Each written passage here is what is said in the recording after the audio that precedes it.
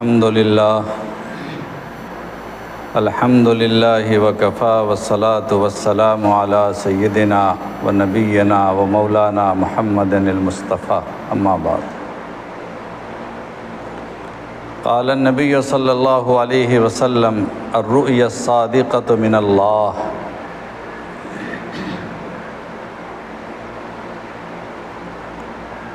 او کما قال علیہ الصلاۃ والسلام۔ محترم بزرگوں اور بھائیوں اور عزیز دوستوں،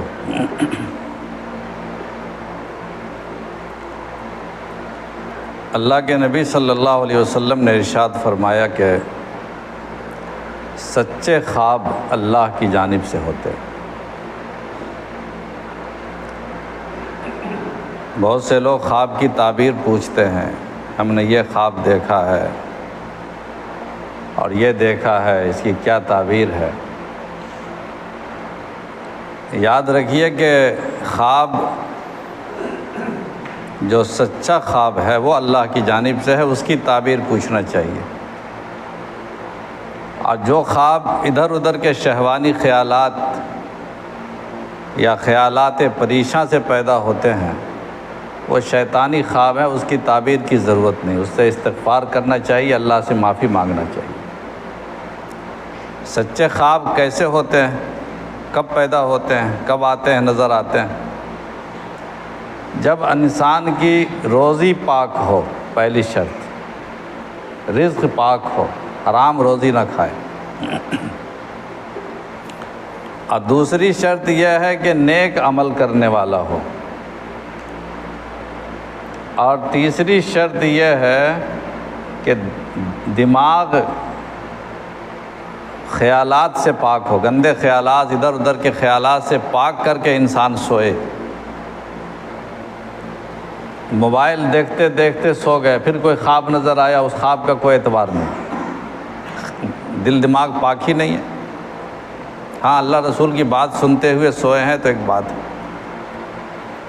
پوری زندگی حرام رزق کھا رہے ہیں، پھر کہہ رہے ہیں یہ خواب نظر آ رہا، اس کا بھی کوئی اعتبار نہیں۔ اور فاسق و فاجر کے خواب کا اعتبار نہیں۔ ایسے تو اللہ تعالیٰ جب چاہتے ہیں تو کافروں کو بھی سچا خواب دکھا دیتے ہیں، وہ ایک عام قاعدے سے الگ بات ہے۔ حضرت یوسف علیہ السلام کے زمانے میں جو بادشاہ نے خواب دیکھا تھا وہ کافر ہی تھا، یا ہرقل نے جو خواب دیکھا تھا نبی کریم صلی اللہ علیہ وسلم کی ولادت اور بعثت کے بعد، وہ بھی کافر ہی تھا۔ تو بادشاہوں کو یا خاص انسانوں کو ان کی ہدایت کے لیے اللہ تعالیٰ خواب دکھلاتے ہیں تاکہ وہ صحیح راستے پہ چلے، چونکہ اس شخص کی ذات سے ایک پورا ملک وابستہ ہے، بڑی قوم وابستہ ہے، انسانوں کی بڑی تعداد وابستہ ہے۔ تو اللہ تعالیٰ اپنے بندوں پر رحم کھانے کے لیے، رحم کھا کر کے فاسق و فاجر یا کافر بادشاہ کو بھی خواب دکھا سکتے ہیں، وہ ایک الگ مسئلہ ہے۔ لیکن عام طور پر سچا خواب آنے کے لیے ایمان والا انسان ہونا چاہیے، اور رزق پاک ہونی چاہیے، اور خیالات پاک ہونے چاہیے۔ پھر دیکھیے کیسے کیسے خواب آتے ہیں۔ خواب کو یوں مت سمجھیے، میں نے جو روایت پڑھی اس میں اللہ کے نبی صلی اللہ علیہ وسلم نے ارشاد فرمایا کہ سچے خواب اللہ کی جانب سے ہوتے ہیں۔ اور ایک اور روایت حضرت عبادہ ابن الصامت رضی اللہ تعالیٰ عنہ سے منقول ہے کہ اللہ کے نبی صلی اللہ علیہ وسلم نے فرمایا کہ الرؤیا الصادقہ جزء من 46 جزءا من النبوہ، یعنی سچا خواب نبوت کا 46واں حصہ ہے، نبوت کے 46واں حصہ کا ایک جزو ہے، تو معمولی بات نہیں ہے۔ اللہ کے نبی صلی اللہ علیہ وسلم سے پہلے اور خود حضور صلی اللہ علیہ وسلم کو وحی جو آتی تھی اللہ کی جانب سے، اس میں ایک طریقہ خواب سے بھی آپ کو وحی آتی تھی۔ حضرت ابراہیم علیہ السلام نے اپنے بیٹے کے بارے میں جو دیکھا تھا، خواب ہی تو دیکھا تھا، تو خواب وحی بھی بنتا تھا پہلے۔ تو خواب کے ذریعے سے اللہ تعالیٰ اپنے بندوں کو ہدایتیں کرتے ہیں۔ پہلے زمانے میں انبیاء کا سلسلہ تھا، حضور اکرم علیہ الصلوۃ والسلام نے فرمایا کہ میرے بعد نبوت ختم ہو چکی، اب کوئی نبی آنے والا نہیں ہے۔ اب اللہ تعالیٰ کسی انسان کے پاس اپنی کوئی چیز بھیجنے والے نہیں، کوئی فرشتہ نہیں آئے گا اللہ کی جانب سے، کوئی وحی نہیں آئے گی۔ اب اللہ تعالیٰ ایک ہی شکل ہے جو اپنے بندوں کو اور نیک بندوں کو ہدایت کرتے ہیں خوابوں کے ذریعے۔ یہ مبشرات اور یہ منامات صالحہ اور رؤیائے صادقہ، سچے خواب، یہ اللہ کی جانب سے ہے۔ اس کو حاصل کرنے کی انسان کو کوشش کرنی چاہیے، اپنے رزق کو پاک کر کے، اپنے عمل کو صالح کر کے اور دل کو پاک کر کے، خیالات کو یکسو کر کے سوئیے، دعائیں پڑھ کر سوئیے اور اللہ سے طلب کر کے سوئیے کہ پروردگار ہماری زندگی میں بہت ساری پریشانیاں ہیں اور ہماری زندگی میں بہت ساری دشواریاں ہیں، راستے نہیں ملتے ہیں، ہدایت فرمائیے۔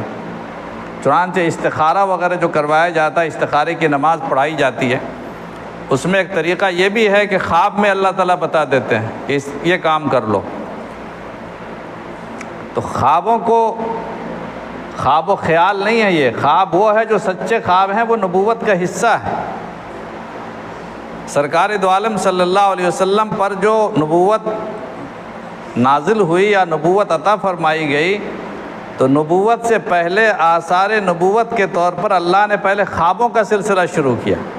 ڈائریکٹ نبوت نہیں دی گئی، بلکہ کچھ دنوں ایسا رہا کہ حضور صلی اللہ علیہ وسلم خواب دیکھتے تھے، اور جو دیکھتے تھے بالکل بعین ہی وہی ہو جاتا تھا۔ دیکھتے تھے کل یہ ہونے والا، کل ہو جاتا تھا۔ پہلے یہی سلسلہ چلتا تھا۔ سرکار دو عالم صلی اللہ علیہ وسلم کو نبوت دینے سے پہلے نبوت کا آغاز، وحی کا آغاز خواب کے ذریعے سے ہوا، اور آپ نے محسوس کر لیا کہ کچھ بات ہونے والی ہے۔ چنانچہ پھر آپ میں ایسی طبیعت پیدا ہوئی اور ایسی رغبت پیدا ہوئی کہ آپ غار میں چلے گئے اور وہاں آپ نے عبادت کا سلسلہ شروع کیا۔ یہ اللہ کی طرف سے ساری ہدایتیں، رہنمائی خواب کے ذریعے ہوتے ہوتے آپ غار تک پہنچے، پھر غار پہنچے تو پھر نبوت اللہ نے عطا فرمائی۔ روایتوں میں آتا ہے کہ اللہ کے نبی صلی اللہ علیہ وسلم چاہتے تھے کہ مسلمان بھی خواب دیکھیں اور اپنا خواب بیان کریں۔ چنانچہ ایک زمانے میں معمول تھا، حضور صلی اللہ علیہ وسلم کا معمول تھا، بعد میں ختم ہو گیا، لیکن ایک زمانے تک یہ معمول رہا کہ فجر کی نماز پڑھ کر سارے مسلمان اپنی جگہ، سارے صحابہ اپنی جگہ بیٹھے رہتے تھے، اور حضور اکرم علیہ الصلوۃ والسلام اپنے مصلی پر رخ پلٹ کر بیٹھ جاتے تھے اور پوچھتے تھے تم لوگوں میں کسی نے کوئی خواب دیکھا؟ خواب بیان کرو۔ چنانچہ صحابہ اپنا خواب بیان فرماتے تھے، اور پھر حضور اکرم علیہ الصلوۃ والسلام اس کی تعبیر بتاتے تھے کہ یہ ہوگا اور یہ ہوگا، وہ ہوگا۔ ایک بڑا اچھا ماحول تھا۔ صحابہ، حضرت عمر رضی اللہ تعالیٰ عنہ نے جو اذان کے واقعے میں خواب ہی دیکھا تھا، اذان جو شروعات ہوئی، پہلے اذان نہیں ہوتی تھی، حضرت عمر فاروق رضی اللہ تعالیٰ عنہ نے خواب دیکھا تھا کہ میں نے رسول اللہ صلی اللہ علیہ وسلم نے جب مسجد بنوائی تو لوگوں کو جمع کرنے کی کیا شکل اختیار کی جائے۔ حضور صلی اللہ علیہ وسلم بہت فکر مند تھے کہ کیا طریقہ اختیار کریں، ایسا طریقہ ہونا چاہیے جو یہود و نصارہ کا نہ ہو، دوسری قوموں کا نہ ہو، ایک نیا طریقہ جو اسلام کا ہو، کیا طریقہ ہونا چاہیے۔ صحابہ سے مشورہ بھی آپ نے کیا، تو حضرت عمر نے ہی خواب دیکھا تھا کہ یا رسول اللہ میں نے ایسا ویسا خواب دیکھا۔ حضرت عمر نے بھی دیکھا تھا، ایک اور صحابی نے دیکھا تھا، دو صحابہ نے دیکھا تھا، بعین یہی خواب۔ ایک صحابی آئے، انہوں نے بتایا کہ ایسے ایسے کلمات پڑھو۔ تو خواب کی معمولی اہمیت نہیں ہے، صحابہ کرام رضوان اللہ علیہم اجمعین خواب دیکھا کرتے تھے، خواب بتاتے بھی تھے۔ ایک دن کی روایت ہے، حضرت سمرہ ابن جندب رضی اللہ تعالیٰ عنہ صحابی رسول بیان فرماتے ہیں کہ حضور صلی اللہ علیہ وسلم کا معمول تھا کہ روز خواب پوچھتے تھے، پھر بیان بھی اپنا بھی خواب بیان کرتے تھے کہ میں نے یہ خواب دیکھا۔ ایک دن ایسا ہوا کہ آپ نماز پڑھنے کے بعد، فجر کے بعد آپ نے پوچھا کہ تم لوگوں میں سے کسی نے کوئی خواب دیکھا؟ کسی نے اتفاق سے اس دن خواب دیکھا ہی نہیں تھا۔ کہا نہیں، ہم لوگوں میں سے کسی نے خواب نہیں دیکھا آج۔ تو اللہ کے نبی صلی اللہ علیہ وسلم نے فرمایا کہ میں نے ایک خواب دیکھا، پھر اپنا خواب بیان فرمایا۔ اور خواب عبرتناک، مسلمانوں کے لیے اور ساری انسانیت کے لیے اس میں عبرت ہے، نصیحت ہے۔ اسی لیے امام بخاری رحمۃ اللہ علیہ نے اس پورے خواب کو نقل کیا جو سرکار دو عالم صلی اللہ علیہ وسلم نے اس دن بیان فرمایا۔ حضرت سمرہ ابن جندب رضی اللہ تعالیٰ عنہ راوی، حضور صلی اللہ علیہ وسلم نے فرمایا کہ میرے پاس دو آدمی آئے، وہ دونوں فرشتے تھے، میں نے خواب دیکھا، 2 آدمی آئے اور دونوں آدمی نے آ کر کے میرا ہاتھ پکڑ کے اٹھایا اور دونوں مجھے لے کر چلے بیت المقدس کی طرف۔ بیت المقدس جو قبلہ اول ہے، اس علاقے میں لے کر چلے، ارض مقدس کی طرف۔ اس علاقے میں جب میں گیا تو میں نے دیکھا کہ ایک آدمی بیٹھا ہوا ہے اور ایک آدمی کھڑا ہوا ہے، اسی کے سرہانے میں سر کے پاس کھڑا ہوا، اور اس کے ہاتھ میں جو کھڑا ہوا انسان کے ہاتھ میں وہ چھری ہے، اور وہ اس طرف دائیں طرف لگا اندر لے جاتا ہے منہ میں، اور پورے کو چیر کر کے گدے تک لے آتا ہے۔ اس کے بعد پھر دوسری جانب کو بھی اسی طرح چیرتا ہے،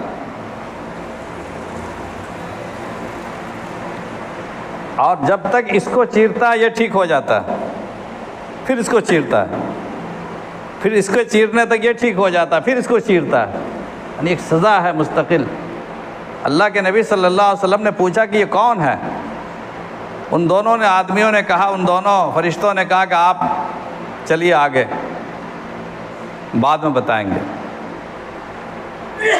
وہاں سے آگے چلے تو دیکھا کہ ایک آدمی لیٹا ہوا ہے اور ایک آدمی اس کے سرہانے میں بیٹھا ہوا ہے، اور جو آدمی سرہانے میں جس کے بیٹھا ہوا ہے اس کے ہاتھ میں ایک بڑا سا پتھر ہے، یا لوہے کا موسر کہیے۔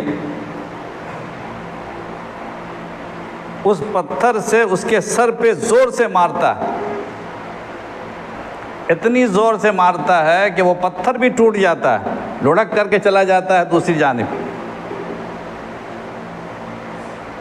اب اس کا سر تو ظاہر پھٹ ہی گیا ہوگا۔ وہ آدمی پھر اس پتھر کو لانے کے لیے جاتا ہے جو لڑک کے چلا گیا تھا۔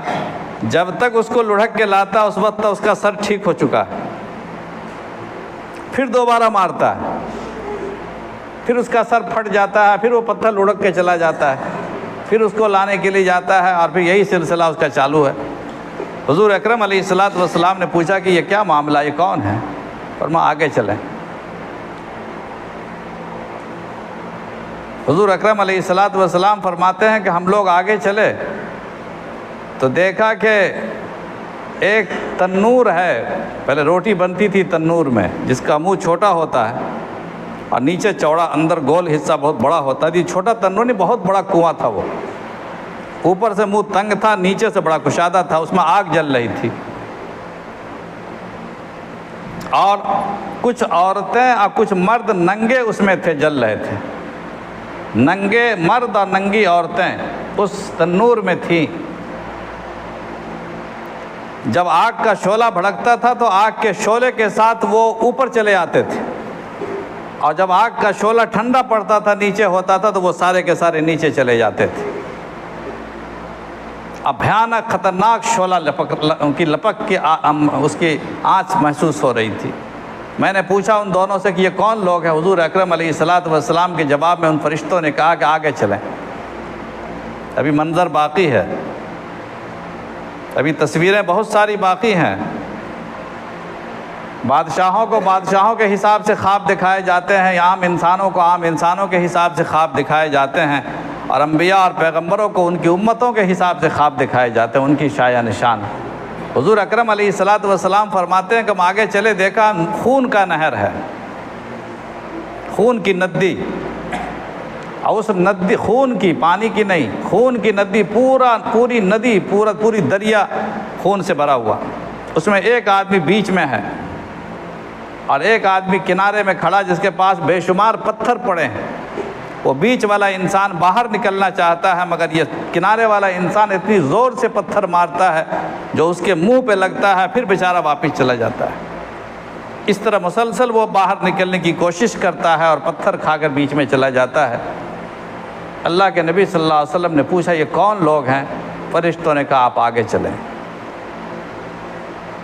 پھر ایک خوبصورت باغ میں داخل ہوئے۔